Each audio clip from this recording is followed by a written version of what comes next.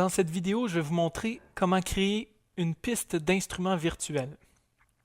Bon, moi je l'ai déjà créé, mais ce que j'ai fait bouton droite, insérer une piste, c'est une piste audio, virtuelle ou vidéo.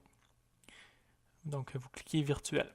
Vu qu'elle est déjà faite, la mienne, je vais la laisser comme ça. Bon. Ensuite, on peut cliquer sur le petit clavier ici.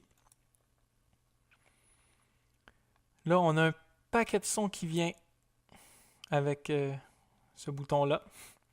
Moi, je vais peser le clavier, puisque je n'ai pas de piano MIDI. Donc, je vais utiliser mon propre piano qui va me servir, mon propre clavier, excusez, qui va me servir de piano. Je peux changer mes sons justement par là. Est-ce que je veux un drum? Est-ce que je veux des sound effects? Bon, peu importe. Moi, je l'aime bien le son, mais vous avez qu'à double-cliquer. Puis, ça va changer. C'est ça. Donc, si on prend une basse, par exemple. Pour que ça fonctionne, ce petit écran doit toujours être ouvert. Sinon, le son ne marchera pas. Ensuite, avant de commencer votre enregistrement, il faut absolument mettre notre petite flèche au point de départ. Vous pouvez cliquer cette flèche-là aussi pour la ramener. Je vais vous montrer. OK. Maintenant, il faut mettre un métronome. Sinon, ça ne fonctionnera pas. Tout va être enregistré à l'envers. Bon. Moi, je veux un décompte de 2 mesures. Puis, après ça, je veux entendre le métronome quand je joue ma chanson.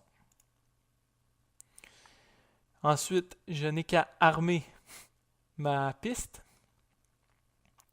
Ensuite, quand je vais faire record, ben, je vais pouvoir jouer.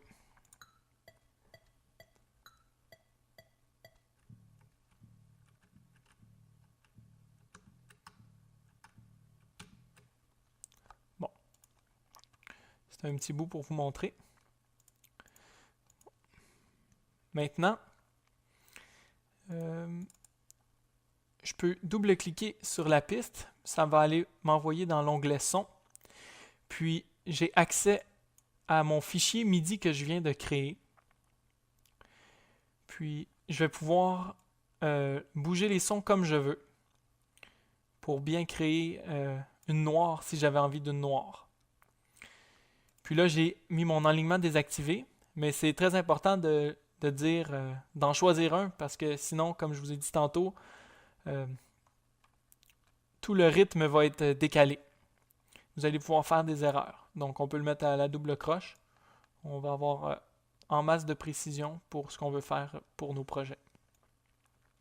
Ensuite, je peux sortir la partition, comme ici, dans Vue. Je mets la partition. Puis quand je fais Play,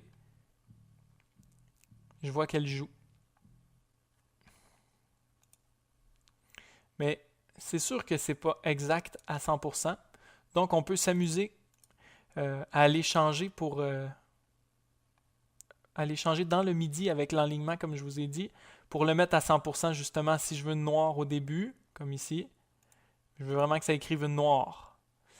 Sinon, ça va écrire des doubles croches comme ça, puisque quand je l'ai joué, je n'étais pas précis. Puis on peut aussi imprimer notre partition une fois qu'on a fini. On clique sur Imprimer. On choisit PDF Creator. Puis on l'imprime comme PDF ou on l'imprime avec une feuille. Donc je crois que j'ai pas mal fait le tour du piano MIDI. C'est très plaisant. Je pense que vous allez beaucoup vous amuser avec cette option. Merci beaucoup.